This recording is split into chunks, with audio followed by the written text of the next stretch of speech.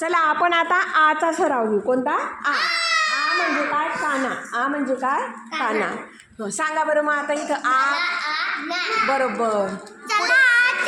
अजून पुढे. बरोबर. अजून. Very good. अजून पुढे आहे का? नाही. हो ना बाई, आहे ना. बघा ना मी. बरोबर. आची मात्रा असलेलं कोण आहे का? ज्ञाला काना ज्ञा. बरोबर. हां कुठे? पटकन दाखवा. Yes yes yes yes. आगे. Very good.